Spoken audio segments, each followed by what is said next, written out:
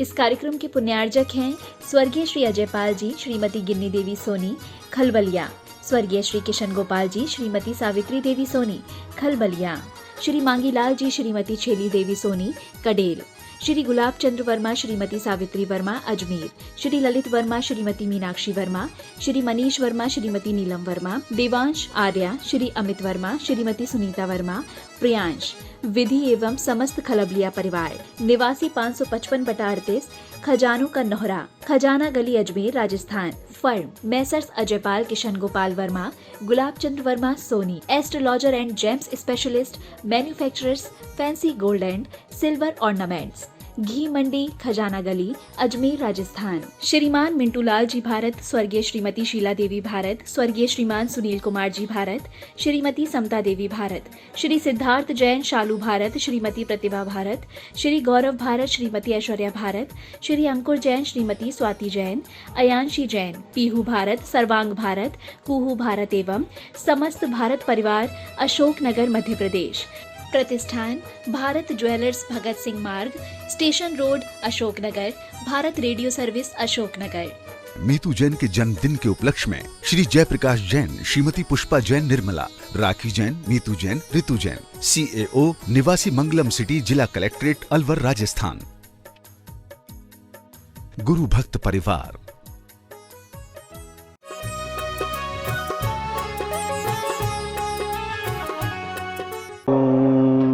नमः सिद्धेभ्यः। जय श्री ओम नमः सिद्धेभ्यः। जय श्री ओम नमः सिद्धेभ्यः। सर्वमंगल मांगल्यं सर्वकल्याणकारकं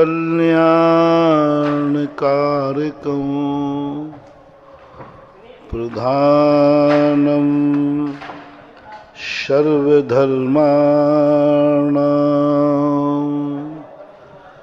जैनं जयतु शासनं जैनं जयतु शासनं। पंच परमेष्टि भगवान के आचार्य श्री गुरुवर कुंद कुंद महाराज के आचार्य श्री गुरुवर विद्यासागर महाराज की जय।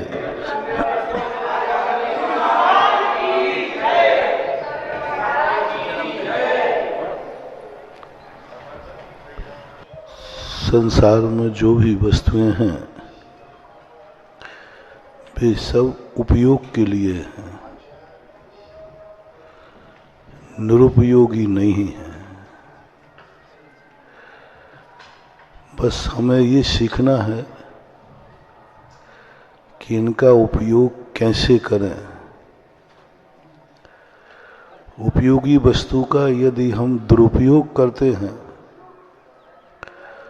तो वह वस्तु हमसे दूर हो जाती है, हमारी किस्मत से दूर हो जाती है। क्योंकि कोई भी व्यक्ति तुम्हारी जिंदगी में आना चाहता है तो वह दो भावनाएं रखता है। एक भावना रखता है कि मैं तुम्हें सुखी करूं, मैं तुम्हारे काम आऊं,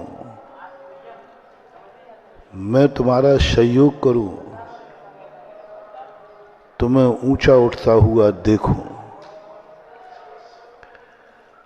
कुछ सज्जन पुरुष ऐसे होते हैं जो दूसरे की जिंदगी में आते हैं, अपने लिए नहीं, उसके लिए।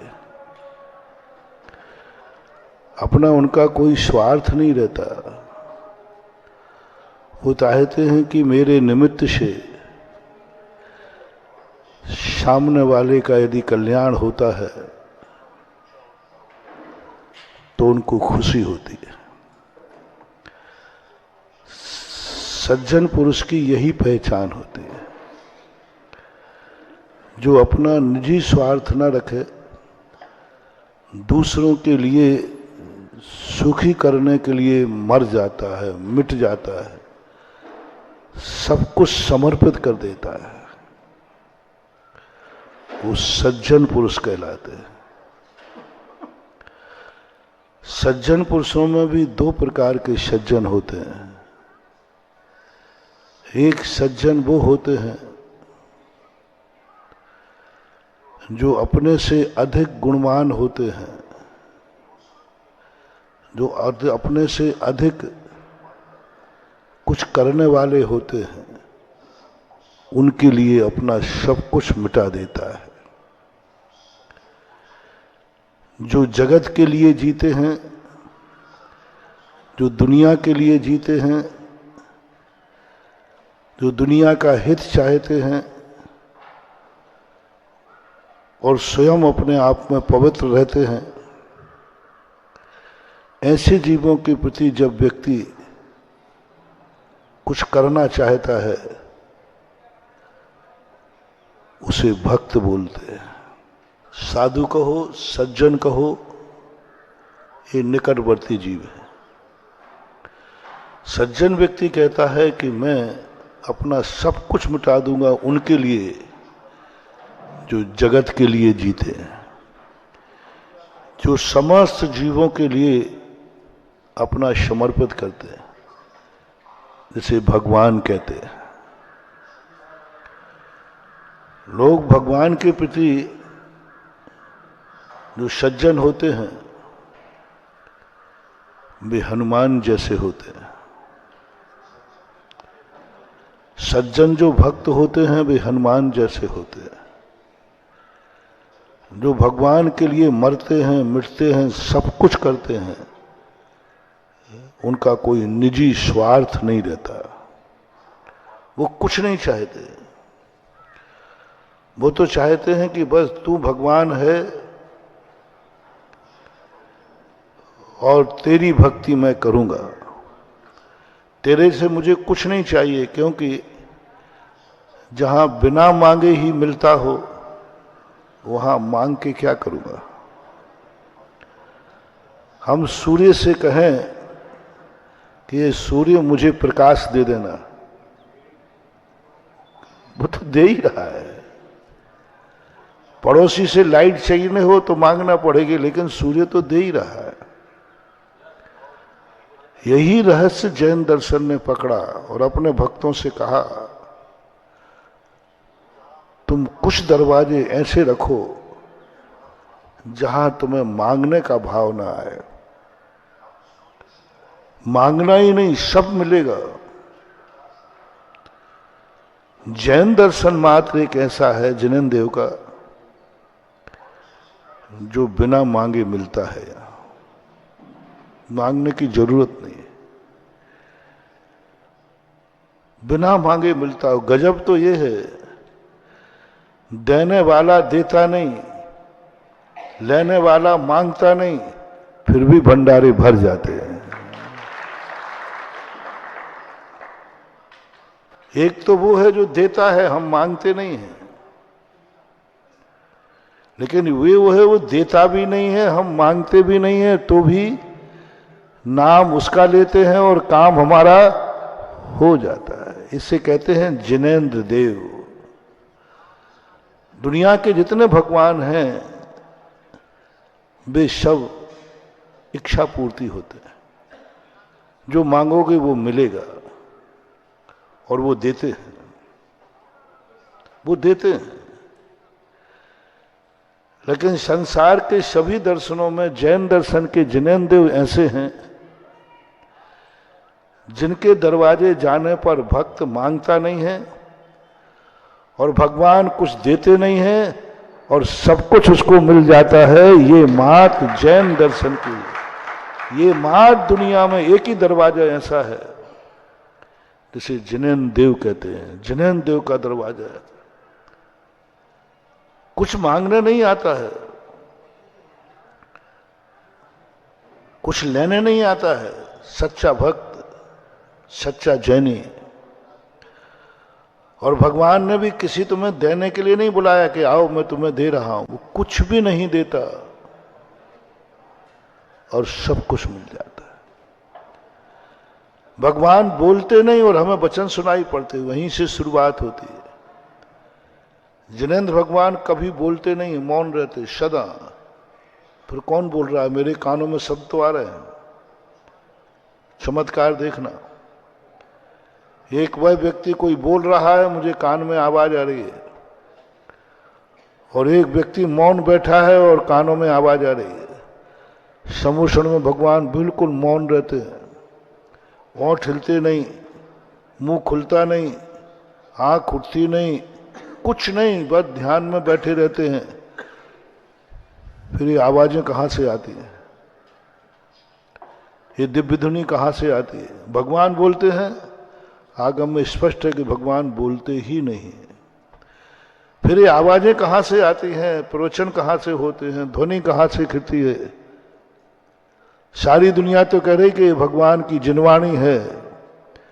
और जिनेंद्र भगवान से पूछा, बोले भगवान ये क्या बात है? सभी लोग कह रहे हैं आपकी जिनवाणी है। भगवान कहते मैं तो बोलते ही नहीं हूं, मैं तो मौन हूं। फिर ये आवाजें कहां से आती हैं? ये चमत्कार, सारी दुनिया के भगवान बोलते हैं तब कानों में आवाज आती है, और जिनेंद्र देव बोलता नहीं है फिर भी भक्तों के कानों में आवाज आती है कि भगवान बोलते हैं, भगवान बोल रहे हैं। ये कहते हैं जन, भगवान के मुख से सुन रहा हूं। भगवान से पूछा, भाई मेरा तो मौन है, मैं तो बोलते ही नहीं। बिना बोले प्रोशन होना, बिना बोले प्रोशन करना बहुत बड़ा चमत्कार है। मान, भगवान ने आज तक कभी किसी को आशीर्वाद दिया ही नहीं, और भक्त कह रहा है कि मेरे पास जो कुछ भी है सब भगवान के आशीर्वाद है। भगवान से जाके पूछा, भगवान कोई दुश्मन नहीं, आपका भक्त बोल रहा है कि मैंने भगवान का आशीर्वाद है, मुझे दे दो ना। बोले मैंने दिया ही नहीं। अब झूठा कौन और साचा कौन? भक्त कहता है जो कुछ भी है मुझे भगवान के आशीर्वाद से है, पारसनाथ का आशीर्वाद है। और मैंने पारसनाथ से पूछ लिया, उन्होंने कहा भाई मैंने कभी भी हाथ उठाया हो तो कोई तू सीसी कैमरा लगवा दे, कोई फोटो दिखा दे कभी मैंने हाथ उठाया हो, तो वो दुनिया में होगा ही नहीं, उठाया नहीं। और भक्त को आशीर्वाद मिल गया, मिल गया, सब मिल गया। और उन्होंने कुछ नहीं किया, वो हमें जानते भी नहीं है, वो तो अपनी आत्मा में लीन रहते। कितनी गजब! भगवान हमारी पूजा सुनते नहीं है फिर भी हम सुनाते हैं। बहरे आदमी को पूजा सुनाने से क्या होता है? मानवाओ, अपन कितनी पूजा करें भगवान सुनते ही नहीं है। भगवान की जय बोलो वो सुनते ही नहीं है, उनके कान बंद है, बिल्कुल टोटल कान बंद है, उनको सुनाई नहीं पड़ता। और अनादिकाल हो गए, आज तक हम सुनाते आ रहे हैं। और पक्का विश्वास है, भक्त कहता है मेरी आवाज भगवान जरूर सुनते हैं। और भगवान से पूछा, बोले मुझे सुनाई नहीं पड़ता। और भक्त कहते मेरी सुनाई, मैंने सुना के आया हूं, पूजा करके आया हूं, महाराज मेरी बात सुनते हैं। और मेरे साथ तो बहुत गजब घटता है। सब कहते महाराज जी ये समझ में नहीं आए कि बात क्या है। मेरी बात तो भगवान सुनते भी हैं, और बताओ भगवान मेरे से बोलते भी हैं। बोलते महाराज कहाँ बोलते हैं भगवान के? तो अभी आपको नहीं सुनाई पड़ता तो मैं क्या जानूं। बोलते हैं भगवान। हमने तो कई बार भगवान के मुख से आवाजें सुनी हैं, मेरे कानों में आई, कई बार आवाज आई, कानों में आई, भगवान बोल रहे हैं। मैंने एक बार संस्मरण सुनाया था ना, मुझे एक बार भगवान की आवाज पड़ी कानों में। सन 1994 की घटना है।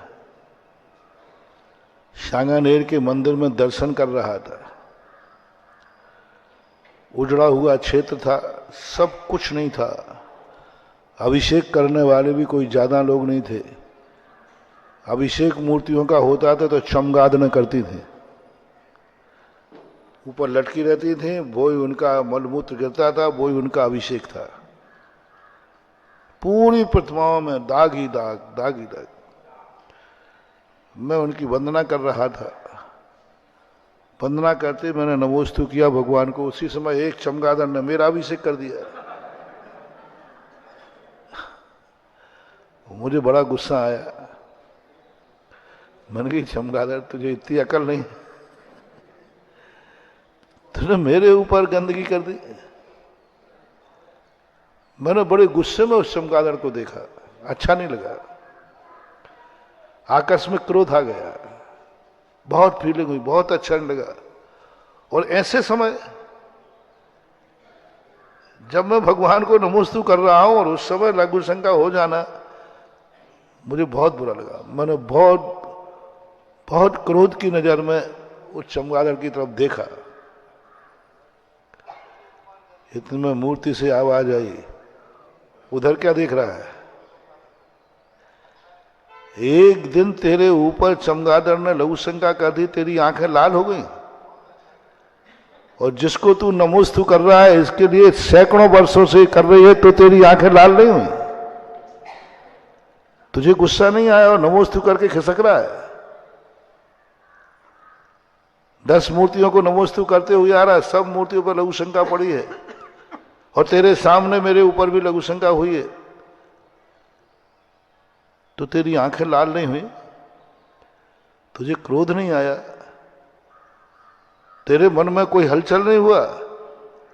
यूं कर रही हैं तो करने दो, हमारे मन में कुछ था ही नहीं, यूं नमोस्तु करते हुए चल रहा था। अब भगवान और सब जानते हैं कि ये छोकरे को कैसे बस में किया जाए। ये मेरी चिंता तो करेगा नहीं, अभी हाल खिसक और जाएगा, लेकिन ये थोड़ा पानीदार है, इसके ऊपर लघु शंका कराओ तो मामला बैठ जाए।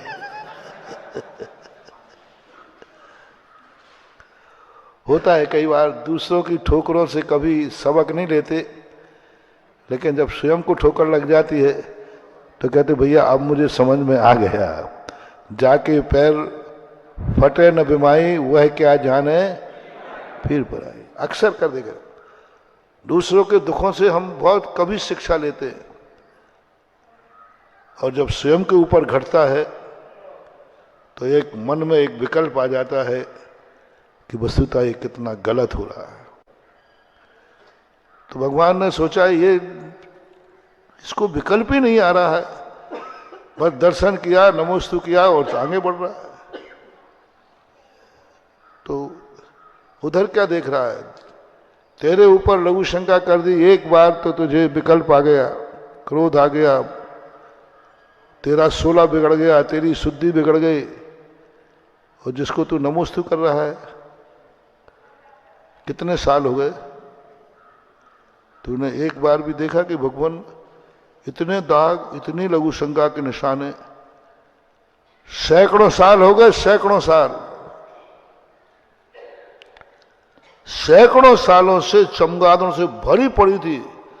पूरा मंदिर में एक नहीं, दो नहीं, हजारों चमगादड़ें थी,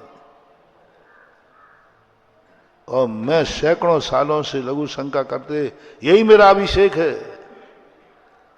तुझे थोड़े भी क्रोध नहीं आया, थोड़ा भी विकल्प नहीं आया? बिल्कुल आवाज मेरे कानों में आई, अभी भी गूंजती है। बस मैं स्तब्ध रह गया। मैंने तुरंत भगवान के सामने क्षमा मांगी और मैंने अपने आप को धिक्कारा, कितना पागल हूं। मेरे ऊपर एक बार लघु शंका में इतना क्रोध आया और प्रभु को सैकड़ों साल हो गए इसी गंदगी से करते करते। बड़ा ग्लानि हुई, शर्मिंदगी महसूस हुई, और मैंने उसी प्रतिमा के पैर पड़ करके कहा, भगवान एक बार माफ कर दो, अब मैं यहाँ से जब ही जाऊँगा जब पूरी प्रतिमाओं को एक भी चमगादड़ों को यहां अभिषेक नहीं करने दूंगा।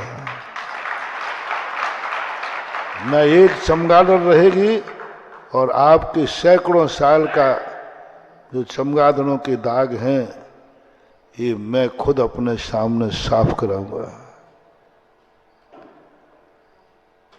बस अकल आई तो किससे आई? अपन लोग बड़ा उल्टे, सीधे साधे तो अपन मानते ही नहीं।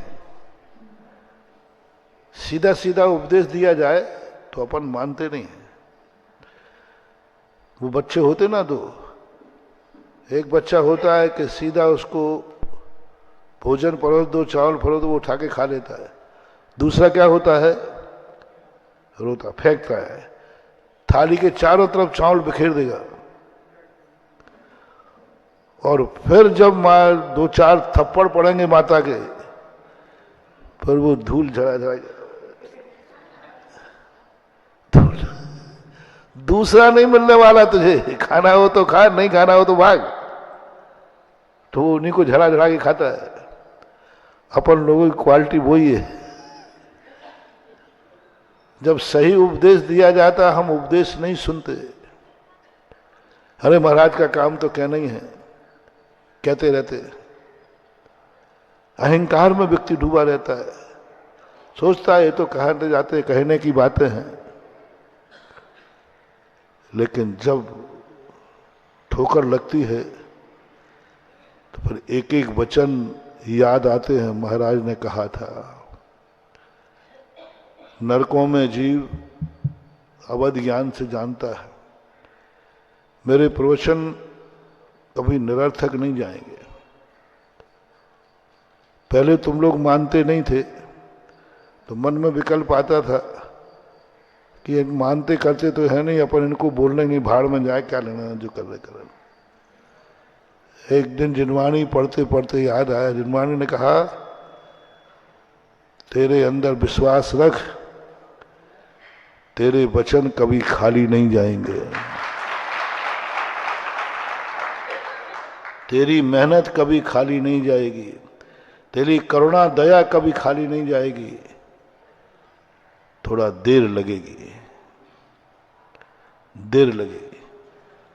आज ये नहीं मानेंगे, कल ठोकर लगने के बाद कहेंगे महाराज ने ठीक कहा था। बड़ों की याद कब आती है? ना मानी सियानों की सीख, ले खपड़िया मांगी भीख। और जब भीख मांगता है तब याद आती है, तब याद आती है कि महाराज ने क्या। नरकों में लोग इन्हीं प्रवचनों को सुनेंगे। नरकों में एक एक प्रवचन सुनेंगे, पूरा बाकायदा एकाग्र होकर अवध ज्ञान से। पूरा यही सभा होगी, यशोदा तीर्थ होगा, यही भाल होगा, यही लाइव सब चल रहा होगा। और वो नरकों में सुन रहा होगा, एक एक शब्द सुनेगा। अभी सामने सुनाया जा रहा तो नहीं सुनेगा, वहां नरकों में सुनेगा और सम्यक दर्शन प्राप्त कर लेगा जाति स्मरण से। उसको जाति स्मरण होगा नरकों में, और जाति स्मरण में सब दिखेगा। शब्द कुछ भी नहीं, सब पंडाल माइक सब कुछ, महाराज छुलक जी सब ऐसे बैठे दिखेंगे। और उसी में वो स्वयं बैठा है, वो भी दिखेगा और कहेगा, हे भगवान, हे गुरुदेव, आपने इतनी करुणा करके मेरे नगर में आकर के हमें संबोधने का भाव किया, लेकिन मुझ पापी के कान पर जुआ भी नहीं रहेगा। मेरे घर आ गए महाराज, मेरे नगर में आ गए महाराज। महाराजों को तो खोजा जाता है। चतुर्थादि काल में मुनिराजों को राजा खोजते थे। कहीं जंगलों में जिंदगी में एक बार मुनिराज के दर्शन हो जाएं, दो शब्द कानों में पड़ जाएं। महाराज मिलते नहीं थे, जंगलों में रहते थे। और ऐसे भीड़ जंगलों में रहते थे जहां तुम्हारी पहुंच ही मुश्किल था। पंचम काल में मुनियों को तो नुकसान है, लेकिन श्रावकों को बहुत फायदा है। जब जब हमारा नुकसान होता है तब तब तुम्हें फायदा होता है। तुम कहते हो महाराज हम आपके भगत हैं, आपका हमारा 36 का आंकड़ा है। आपकी किस्मत, आपकी हमारी किस्मत 36 का आंकड़ा है। मतलब तुम हमारे पूरे पक्के दुश्मन हो, दुश्मन। क्योंकि हमारा नुकसान तुम्हारा फायदा है। हम माला फिर रहे हैं कि हे भगवान उपवास कर लूं मैं, आहार को ना उठना पड़े, और तुम क्या माला फिर रहे हो, हे भगवान महाराज उपवास न कर ले, मैं एक चौका न पड़े। और हम क्या फिर रहे हैं कि हे भगवान आहार को उठना ही, और तुम कह रहे हो महाराज को, भगवान पारसनाथ बाबा भगवान महाराज को थोड़ा उठा देना आहार को, कहीं उपवास नहीं कर ले, मैं वैसे ही कम दिन मिले हैं उसी में। ये भावना तुम्हारे थे। अब हमारी भावना तुम्हारे बिल्कुल विपरीत है। तुम हमारी माला को क्रॉस कर रहे हो।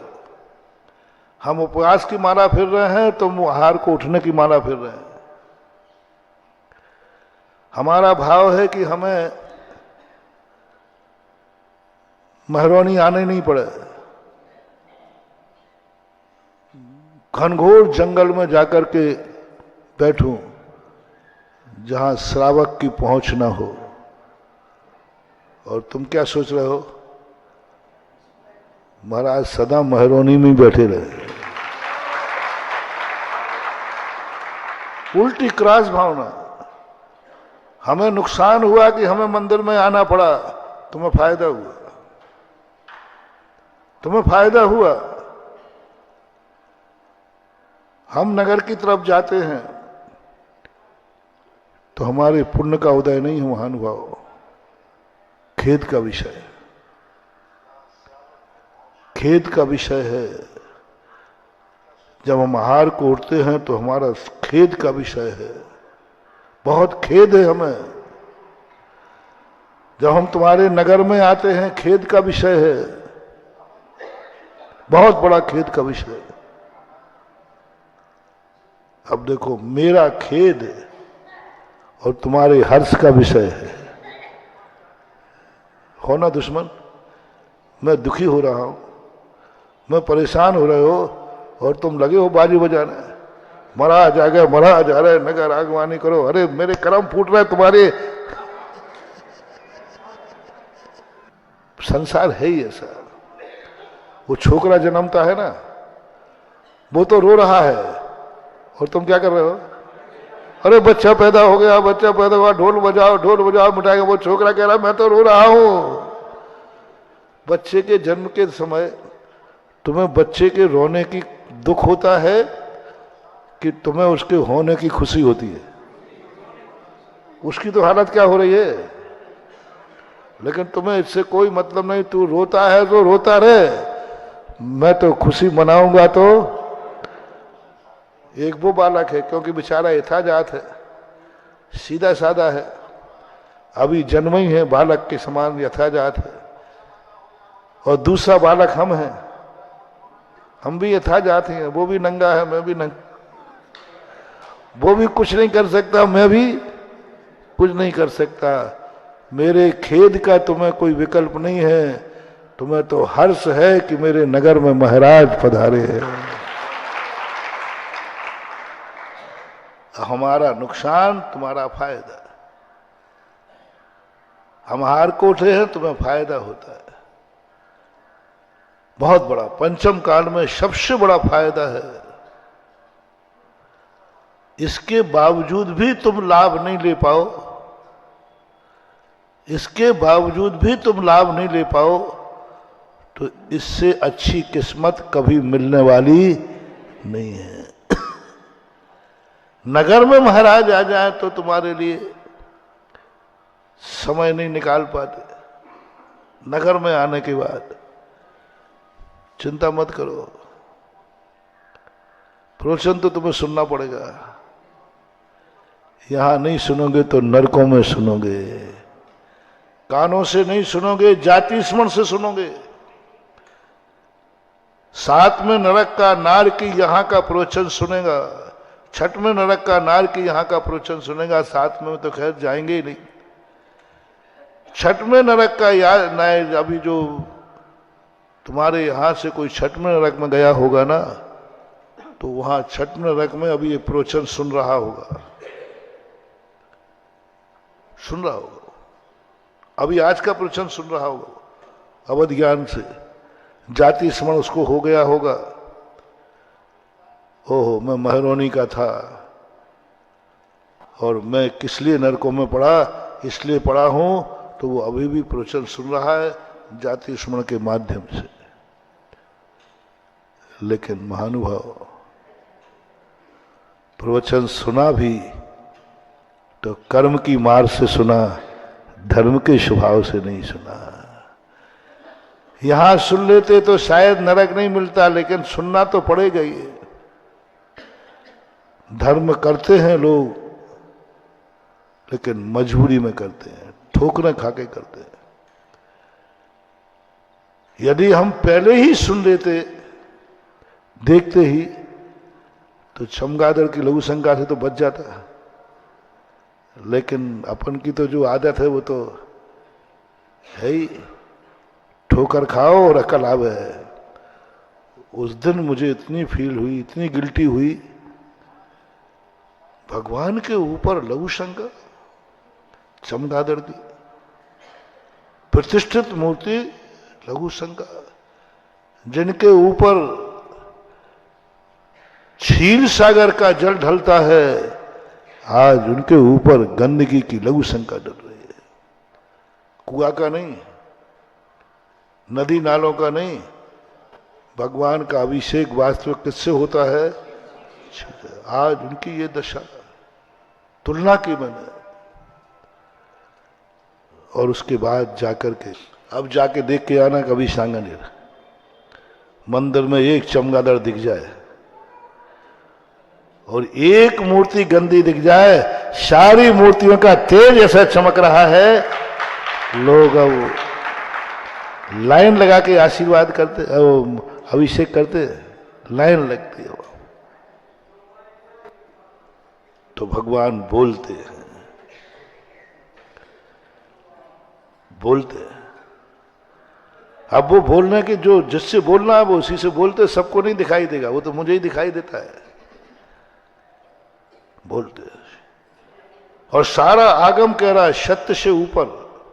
सत्य ये है कि भगवान बोलते नहीं हैं, और भक्त कहता है भगवान बोलते हैं, सत्य से ऊपर। भगवान सुनते नहीं हैं, लेकिन भक्त कहता है मेरी तो सुनते। आगम कहता भगवान को सुनाई नहीं पड़ता, वो आगम है, मैं इसको झूठा नहीं कह सकता, लेकिन मैं भी झूठा नहीं हूं। मैंने 50 बार भगवान को सुनाया और उन्होंने सुनी है। नहीं तो मेरा काम किसी को पता ही नहीं था, भगवान को मार कह के आया था और काम हो गया, नियम से सुनी है।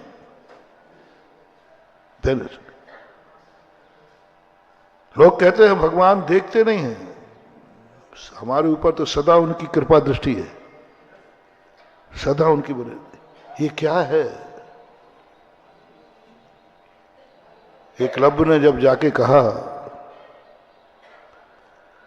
कि ये माटी की मूर्ति ने हमें ज्ञान दिया, सब हंस पड़े, बोले माटी का पुतला क्या बोलेगा, ये माटी का पुतला क्या बोलेगा? एकलव्य कहता खबरदार जो मेरे गुरु को माटी का पुतला कहा था। एकलव्य क्रोध में आ गया, मेरे गुरु को माटी का कह रहे हो और पुतला कह रहे हो?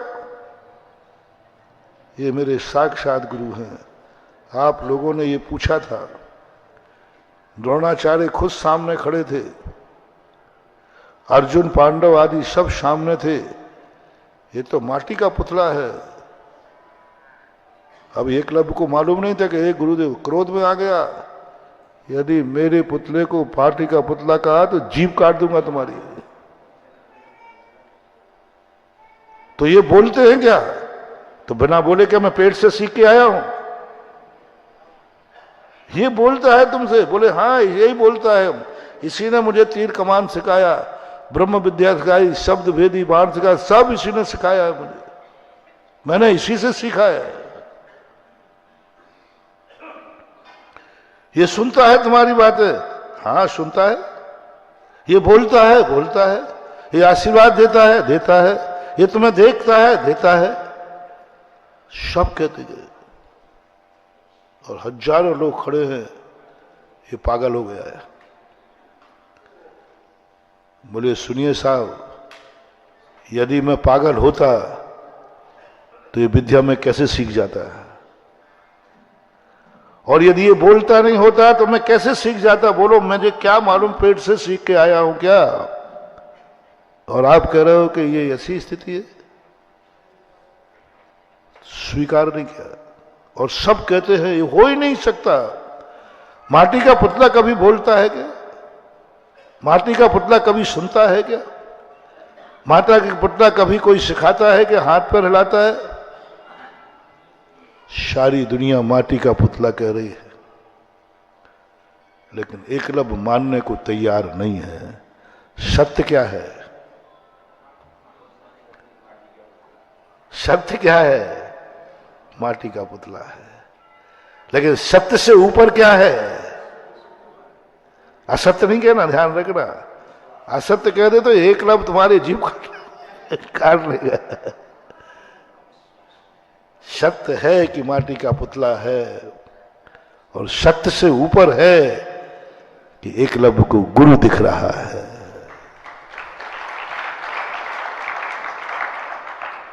ये ताकत गुरु में भी नहीं है। अभी टीकमगढ़ में मैंने कहा था, अतिशय और चमत्कार दिखाने की ताकत भगवान में भी नहीं होती, गुरु में भी नहीं होती, भक्त में और शिष्य में होती है, समर्पण में होती है, श्रद्धा में होती है। सत्य से ऊपर उठ गए एकलव्य। ऐसे ही प्रतीति महानुभाव। मंदिर में लोग कहें कि ये पाषाण की मूर्ति है, खबरदार पाषाण की मूर्ति कहा। यही मेरे साक्षात पारसनाथ भगवान है। अभिषेक पाषाण का नहीं होता, अभिषेक प्रतीति में अंदर आत्मा की पर्याय बन जाए। आंखें कह रही पाषाण है, सैंड स्टोन है, सत्य यही है।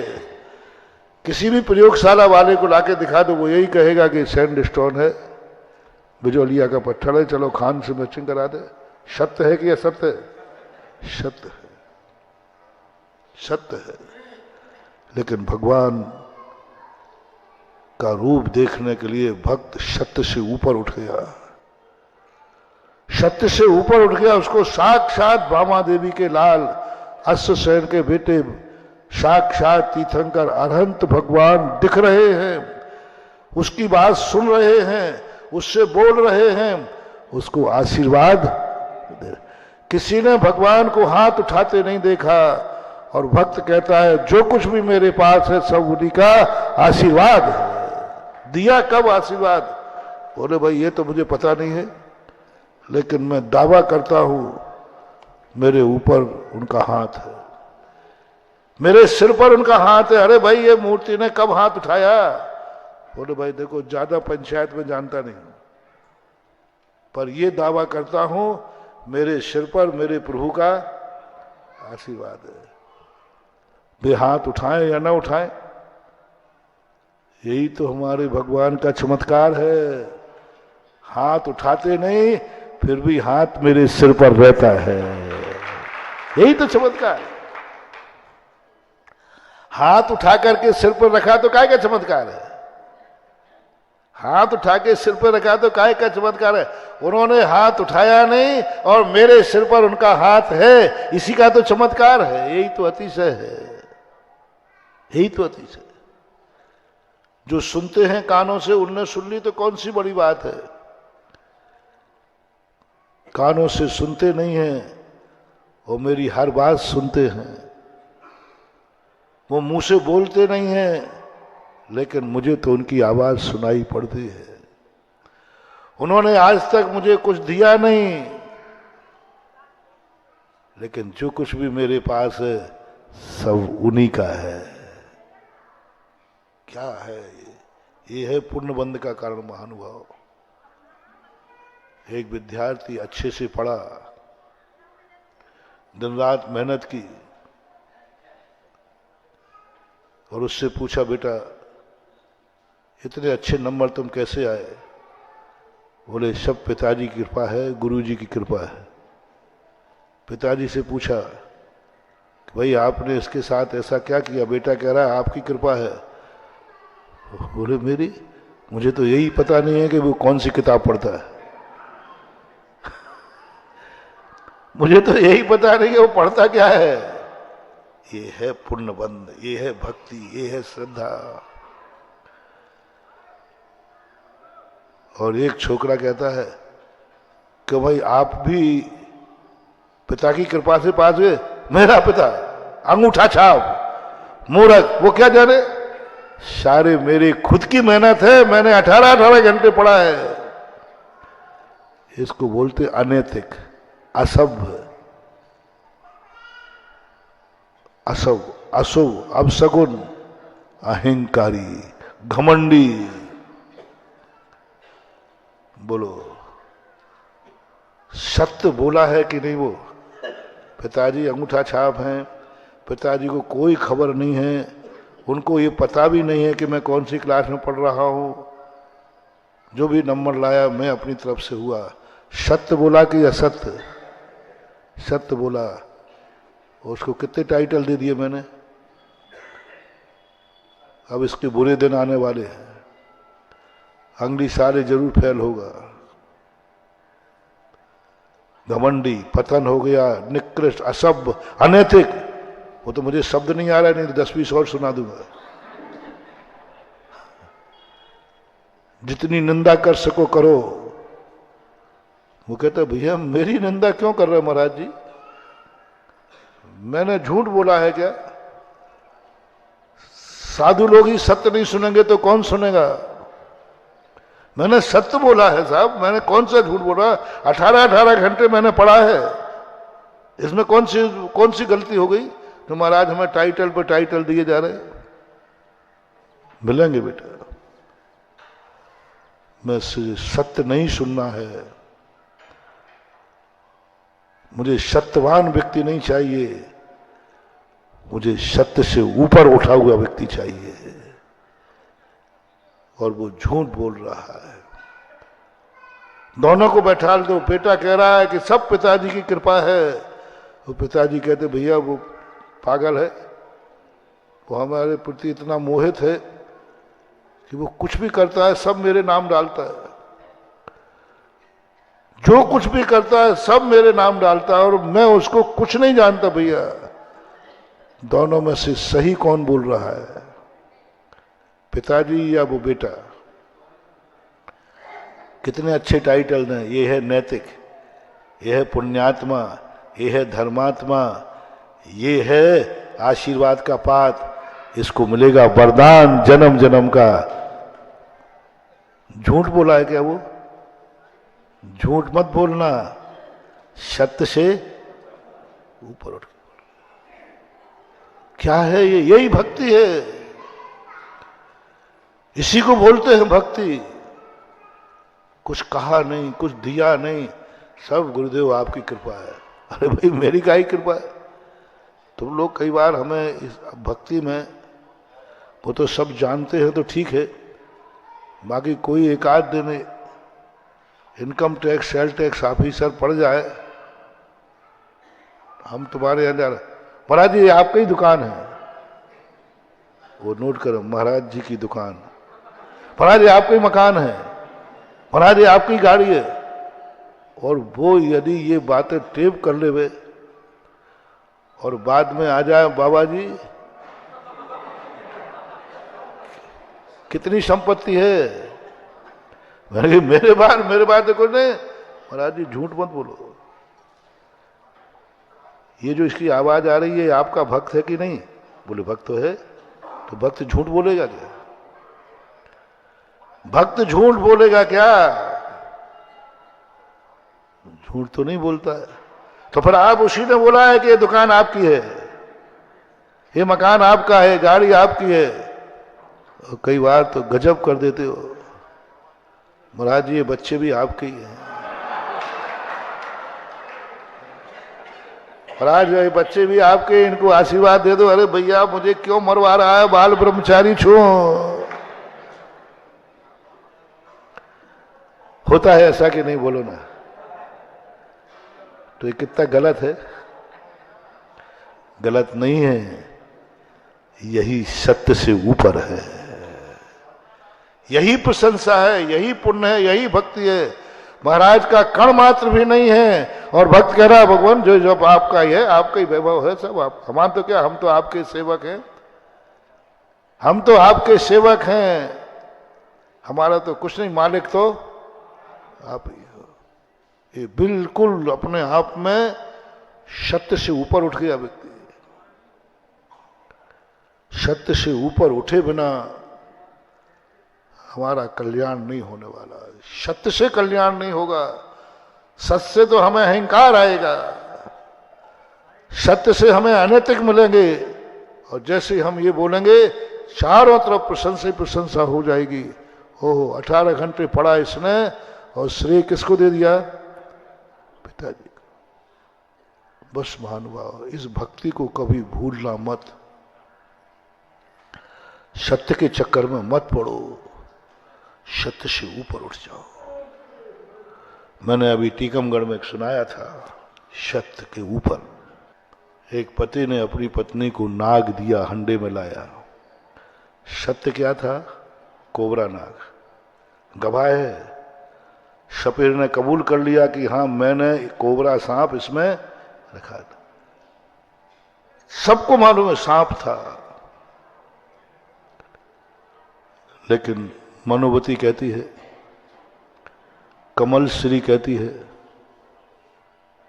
उसको विकल्प ही नहीं आया, संदेह भी नहीं हुआ।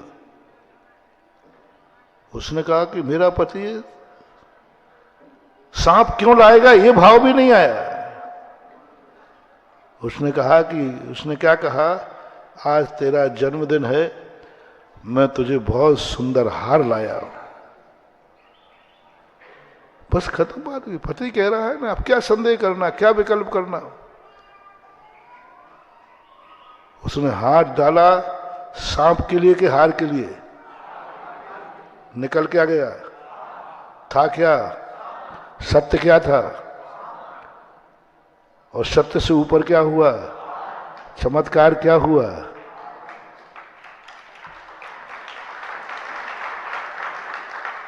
सत्य से ऊपर था हार। सत्य के गवाह है कि सांप रखा है। मनोवती कहती, मैंने तो हाथ डाला था हार निकालने के लिए, और जो मैं निकालने के लिए डालूंगी वही निकलेगा। सांप निकालने के जिसने सांप डाला वो जाने, मैंने तो हार निकालना था तो निकाल लिया। कोई दुनिया की ताकत नहीं है जो सांप को हार बना दे, लेकिन एक समर्पण वाला व्यक्ति, एक विश्वास वाला व्यक्ति, एक निस्वार्थ व्यक्ति, इतनी सरलता कि कल्पना में भी नहीं आया कि थोड़ा देख तो लूं, हिला करके डाल दिया, हार निकला है। सत्य से ऊपर, और सत्य से ऊपर वही उठ सकता है जो अपने लिए नहीं जीता है, जो उनके लिए जीता है, जो सारे जगत के लिए जीते हैं। उनके लिए मरता है जो सारे जगत के लिए मरते हैं। कल मैंने सूर्य और कमल का उदाहरण दिया था। कमल को सूर्य से कुछ नहीं मिलता, लेकिन जब भी सूर्य निकलता है कमल खिल जाता है। तुझे क्या मिला, मेरी खुशी क्या है, कमल की खुशी क्या है? बस सूर्य की खुशी ही कमल की खुशी है। वो खिल जाता है तालाब में रहकर खिल रहा है। ऐसे ही कुछ लोग होते हैं जो अपनी खुशी नहीं चाहते। मैं कुछ भी नहीं हूं, तो फिर तुम खुश क्यों हो? मेरा भगवान बहुत ऊंचा है। यशोदा तीर छेद किसका है? तुम्हारे बाप का है? नहीं महाराज, बाप का तो नहीं है। क्या कहा? तुम्हारा तो नहीं, बाप का तो नहीं है, लेकिन महाराज मेरा जरूर है। तुमने कैसे जाना कि मेरा है? क्योंकि मेरे एड्रेस में भी महारानी है और यशोदा के एड्रेस में महारानी है, इसलिए मेरा ही हुआ ना। कहाँ बाहर हुआ? एड्रेस कहाँ बदला? मेरी भी महारानी है और मैं भी, भगवान भी महारानी है। यशोदा में भी महारानी लिखा है, मेरा भी, बस मेरा है। कोई पूछे कौन सा तीर्थ है? मेरा यशोदा है। ऐसे चमत्कार देखोगे तुम।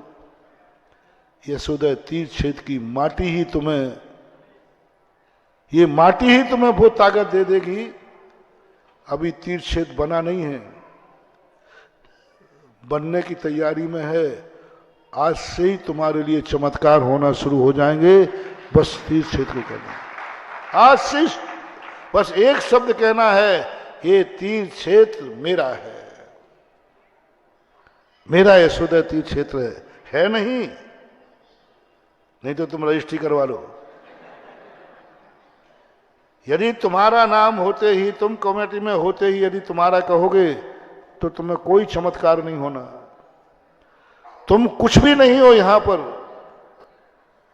फिर भी लोग कहे कि मेरे गुरु हैं तो मेरा है, मेरे भगवान हैं तो मेरा है, मेरे नगर का है तो मेरा है। बस इतना सा ध्यान रखना, ये अनुभूति जाग जाएगी तो वो माटी का पुतला भी बोलेगा, माटी का पुतला भी आवाज देगा, माटी का पुतला भी तुम्हें इतना ज्ञान देगा कि साक्षात गुरु ने जो पढ़ाया अर्जुन को, वो पीछे रह जाएगा और पुतले ने जो पढ़ाया वो एकलव्य आगे निकल जाएगा। अर्जुन सत्य था, एकलव्य सत्य से ऊपर था। चौथे काल में साक्षात तीर्थंकर थे, वो सत्य है। हमारे पास, हम मूर्ति को पूजते हैं, हम सत्य से ऊपर उठ गए, बहुत ऊपर उठ गए। और उस समय ये भाव आ जाए, तुम्हारे लिए खुशी हो, क्षेत्र बन रहा है मंदिर में भगवान का,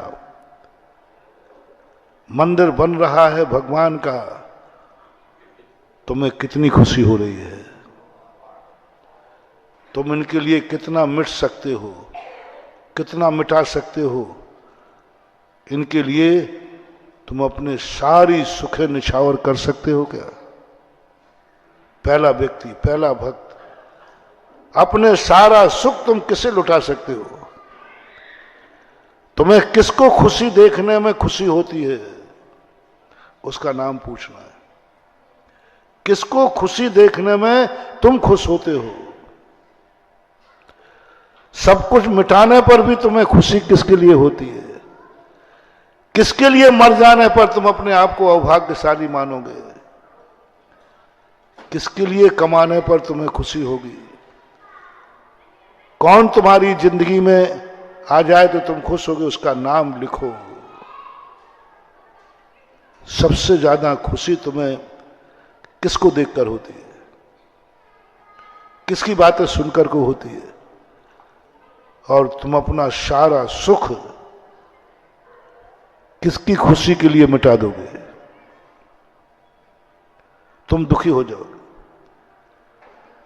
कभी तुम्हें ये भाव आवे, मैं अपनी जिंदगी की कमाई किसके लिए मिटा सकते हो? जिंदगी भर की कमाई यदि मिटाना पड़े तो किसके लिए मिटा दोगे? तुम्हारे पास कुछ भी नहीं बचेगा, तुम रोड पे आ जाओगे। कुछ भी नहीं बचेगा, रोड पे आ जाओगे तो भी तुम मुझे खुश नजर आओगे। कुछ भी नहीं, एक कौड़ी भी नहीं बची। कुछ भी नहीं बचा,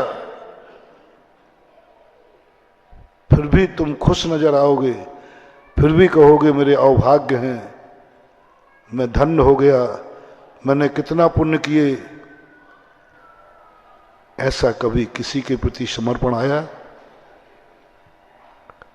ऐसा समर्पण आया? रामचंद्र जी दुखी क्यों नहीं हुए कि मेरा सब कुछ राज्य चला गया भरत के लिए? बोले मैं बहुत खुश हूं। इतने खुश राजगद्दी मिलने पर नहीं थे जितने खुश भरत को राजगद्दी मिलने पर हुए। शुकर इतना जिंदा रहने में खुश नहीं था इतना मरने में खुश हुआ। शुकर कहता ओ भाग्य मेरे, कितने बड़े भाग्य कि मैं मुनिराज को बचाने के लिए मर गया। ऐसा व्यक्ति ढूंढो तुम, ऐसा व्यक्ति ढूंढो तुम जिसके लिए तुम बर्बाद होते जाओ फिर भी खुशी से नाचते जाओ। मेहरबानी वादो, यदि थोड़ा भी मेरे प्रति आपकी प्रीति है, थोड़ी भी मेरी प्रीति है और तुम्हें थोड़ा भी विश्वास है कि महाराज हित में कहेंगे, आप इसलिए उस वेदी को मत बनाना कि ये मेरी वेदी है, तुम तो इसलिए बनाना कि ये जिनेन्द्र देव की वेदी है, मेरे पूर्वजों की वेदी है। यह अधिकार आज श्रीफल चढ़ाकर छोड़ दो। आज के बाद मैं नहीं कहूंगा कि ये मेरे पूर्वजों की वेदी है और न इसके प्रति मेरा कोई अनुराग है। मेरा अनुराग तो जिनेन्द्र देव से है। तो किसी भी वेदी पे बैठे, कोई भी वेदी मिले, हमारे लिए वेदी चाहिए है तो चाहिए, बनाना है तो बनाना। एक बार दान देके देखो, निस्वार्थ दान देके देखो। ये दान तुम पैसे लगा रहे हो लेकिन तुम्हें कुछ भी पुण्य नहीं लग रहा है। तुमने मेरे पाद प्रक्षालन कर लिए, मुझे खेद है कि तुम्हारे खाते में मां ससुराल को 1.5 लाख रुपया तुमने दिए थे। कितने की बोली ले ली थी उसने? और वहां मर के गए तो कहोगे मैंने एक बार 1.5 लाख रुपए से महाराज की वो पाद प्रक्षालन की, उसका पुण्य कहां गया? तो तूने 1.5 लाख के, हाँ साहब वीडियो है वो, हाँ हिसाब किताब भैया इसमें तो लिखा ही नहीं है। फिर तेरा पूरी जिंदगी देखता हूं, पता चला कि 1.5 लाख ससुराल को दिए थे, वहां लिखे मिले, वहां लिखे मिले भाई हैं लिखे हैं 1.5 लाख तूने दिए थे। कहां दिए? बोले ससुराल को दिए थे। अब ससुराल को देने में कितना पुण्य लगता है वो आप देख लेना, और धर्म को देने में कितना पुण्य लगता है ये देख लेना। क्यों फलते फूलते हैं कई सेठ लोग, क्यों दिन रात फलते फूलते हैं? क्योंकि वे कभी ये नहीं देखते कि हमारा यहाँ क्या है। एक बार अशोक पार्ट ने दान देने की बात आई, उनके यहाँ तुमने दान दिया, यहाँ क्या है तुम्हारे, कोई रिश्तेदार है?